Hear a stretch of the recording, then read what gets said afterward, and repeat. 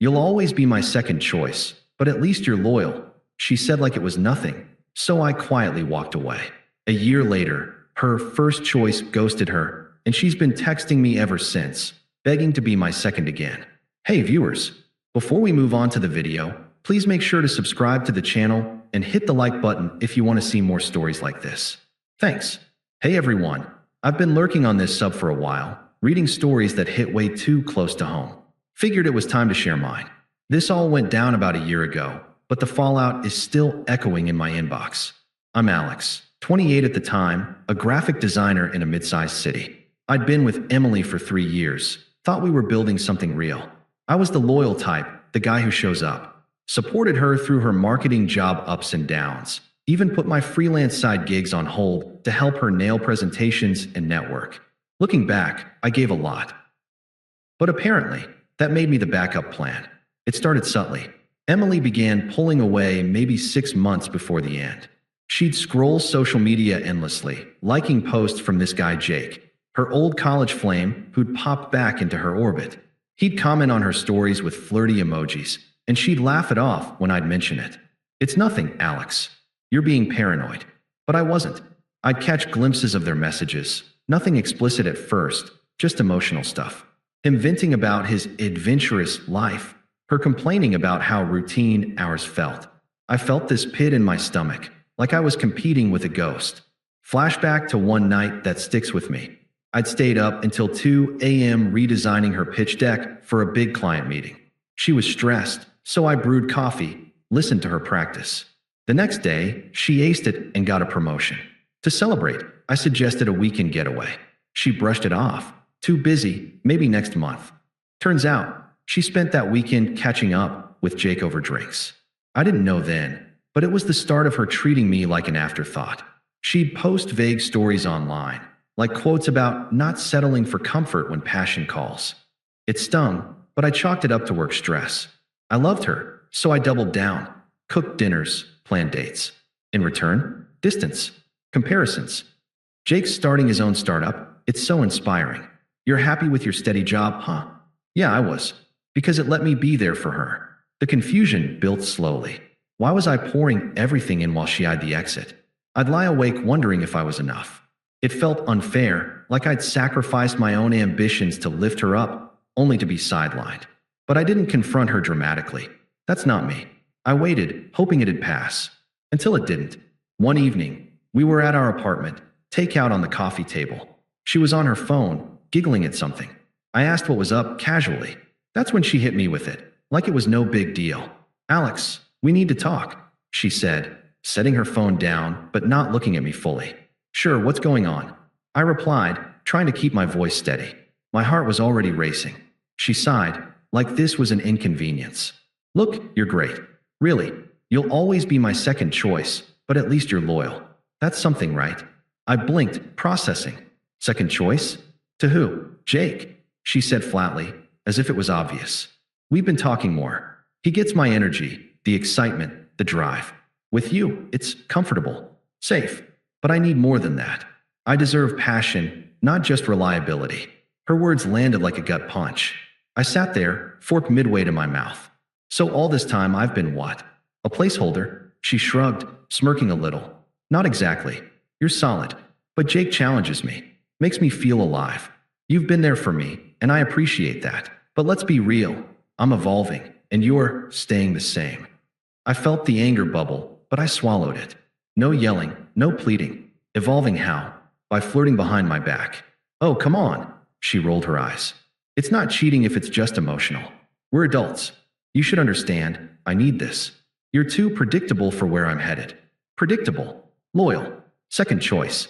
It echoed in my head, infuriating. I'd rearranged my life for her, and this was the thanks? But I didn't lash out. I just nodded slowly. Okay, Emily, if that's how you feel. She looked surprised, like she expected a fight. That's it. No trying to change my mind. What's there to change? You've made your choice clear. The next day, it escalated into the full breakup. She came home from work, bags already half packed, like she'd planned this. We sat on the couch, and she laid it all out, smug as ever. Alex, I'm moving in with Jake next week, she announced, crossing her arms. This isn't sudden. I've been unhappy for months. Unhappy? You never said a word. I pointed out, keeping my tone even. Because I knew you'd overreact, she snapped. Look, it's not you. It's me needing more. Jake's ambitious. He's got plans. You're content with graphic design gigs and Netflix nights. I want adventure, not routine. So you're justifying this by saying I'm boring? I asked, not accusing, just clarifying. She laughed, actually laughed. Not boring, just safe. Reliable. But reliability isn't enough anymore. I tried to make it work, but Jake showed me what's missing. Passion. Excitement. You were my safety net, but now I'm ready to fly without it. Safety net, I repeated quietly. The hypocrisy burned. She'd leaned on me for everything. Emotional support, financial stability when her job wobbled. Flashback. Last year, she lost a big account and spiraled. I was the one holding her together, skipping my own deadlines to be there. Now, that made me disposable? Exactly, she continued, twisting the knife. You should be happy for me. This is growth. And hey, you'll find someone who appreciates your loyalty. Maybe someone simpler. Her logic was warped, framing her betrayal as self-improvement, dismissing my sacrifices like they were nothing. I wanted to call her out, but what was the point? She was already gone mentally. Fine, I said finally. I'll handle the lease transfer. You can take what you need. She blinked. You're not going to fight for us? Why fight for someone who's already chosen someone else? She huffed, grabbing more stuff. Whatever. You're making this easy. Thanks for that, at least. I watched her leave that night, door clicking shut. The apartment felt empty, but so did I. Sat there for hours, replaying it. The unfairness hit hard. Years invested, only to be labeled second choice. Confusion swirled. Was I really that inadequate? But deep down, I knew it was her, not me.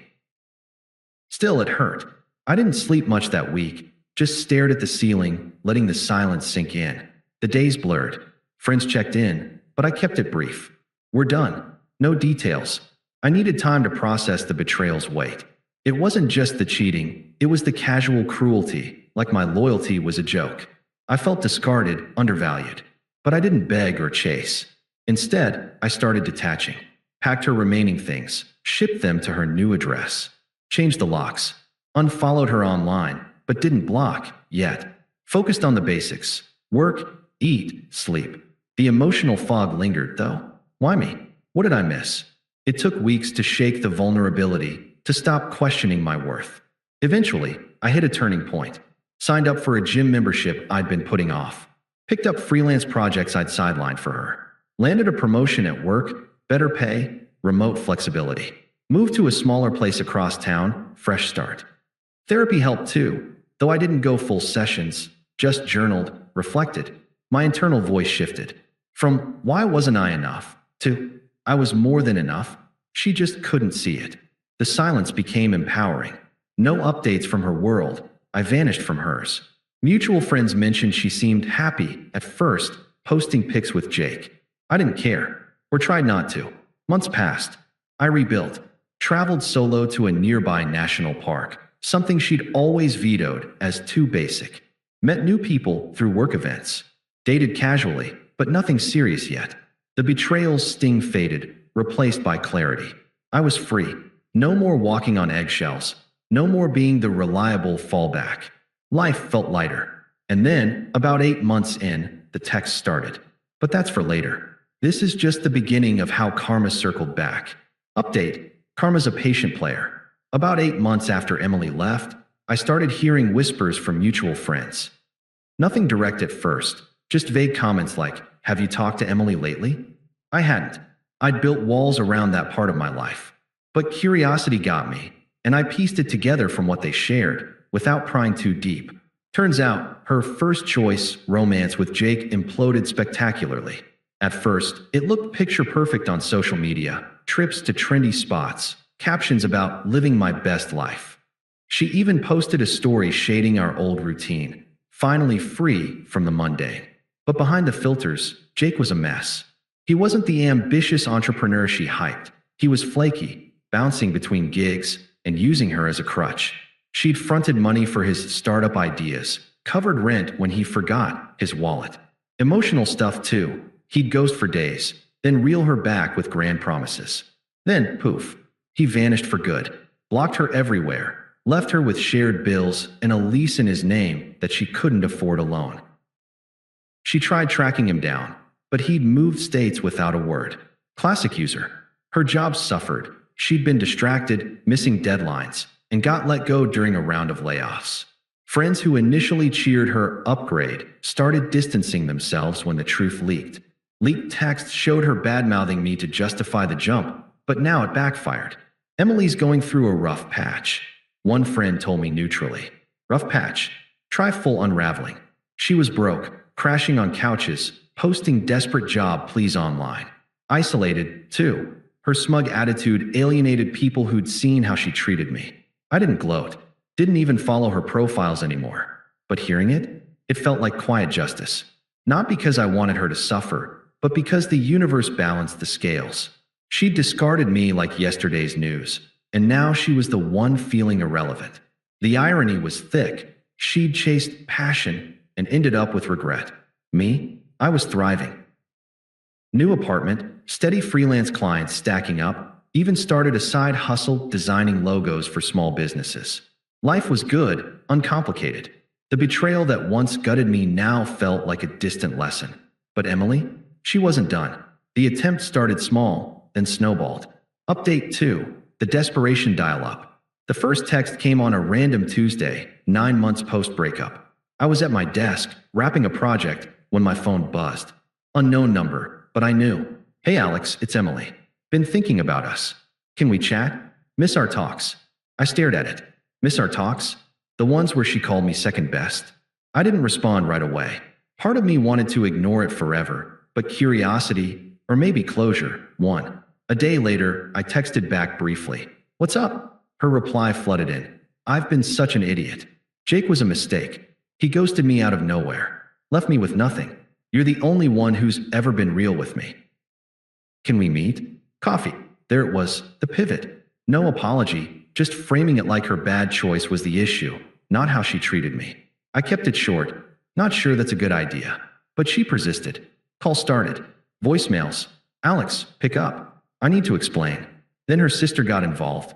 Toxic as ever. I'd met her a few times. She was the type to enable Emily's worst impulses. One evening, my phone rang from a new number. Alex, this is Sarah, Emily's sister. You need to talk to her. She's a mess because of you. Because of me? I said calmly, though irritation flickered. Yeah, you walked away without fighting. Now she's alone, broke. Jake screwed her over, but you're the stable one.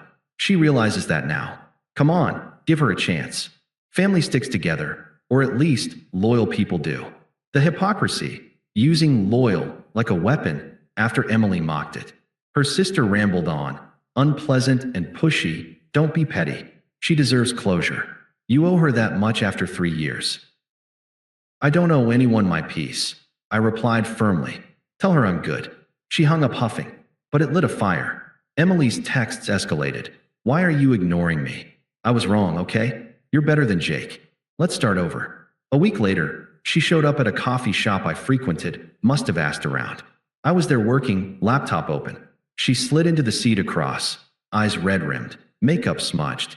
Alex, please, she started, voice shaky. I can't do this alone. Jake used me, took my money, then disappeared. I'm sleeping on friends' couches, job hunting sucks. Remember how you always had my back? I need that now. I closed my laptop, meeting her gaze evenly. No sympathy stirring. Emily, that chapter's closed. But I was confused, she pressed, desperation rising. I thought Jake was passion, but it was fake. You're real. Loyal. I see that now. Forgive me? We can be better. Her logic twisted again, admitting the mistake but expecting me to fix it. Tears welled. You were my safety net. I get it now. Please be my second chance. Second chance. I echoed calm. You made me your second choice. Now you're asking to be mine. She flushed, anger flashing through the pleas. Don't throw that in my face. I was evolving, okay? But life kicked me down. You're heartless if you turn me away. After everything I did for us. Everything she did. The entitlement boiled over. You mean discarding me? Yeah, thanks for that. She slammed her hand on the table lightly. Fine, be that way. You'll regret it when I'm back on my feet without you. I stood, gathering my things. Doubt it. Take care. She stormed out, but the messages didn't stop. They turned angrier. You're enjoying this, aren't you? Mr. Perfect now.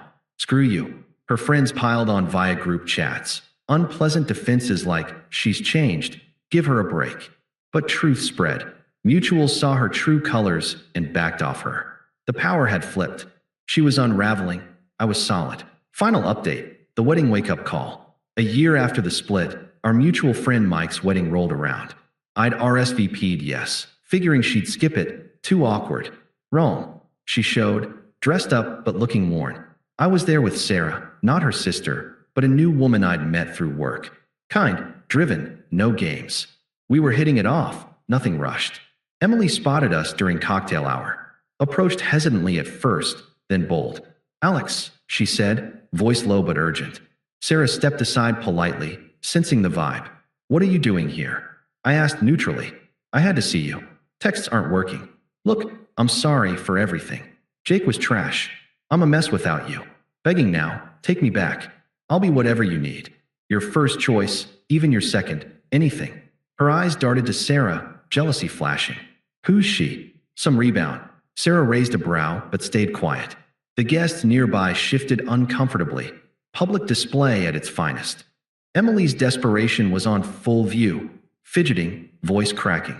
Please, Alex. I realize what I lost. You're thriving. I see it. Let me in again. I paused, letting the moment hang. No anger, no pity. Just facts. Emily, you're not even a thought in my day anymore. That betrayal? It pushed me to build this. Better job, real connections, peace. You're irrelevant to it all. I've moved on completely. You should too. But I love you, she blurted, tears streaming. We had something real. Had? I corrected firmly. Past tense. Goodbye. She stood frozen as I walked away with Sarah. Whispers followed, friends murmuring about her downfall, my composure. Later, she tried one last text. You'll never find better. I blocked her, family included. No more echoes. Looking back, that final rejection sealed it. She's a footnote in my story now, powerless. I'm free, upgraded, and yeah, happy. If you're reading this, Emily, keep evolving. Without me. Thanks for letting me vent, Reddit. Feels good to close the book. Thanks for watching. Make sure to subscribe to the channel and hit the like button. What do you think about this story? Share it in the comments.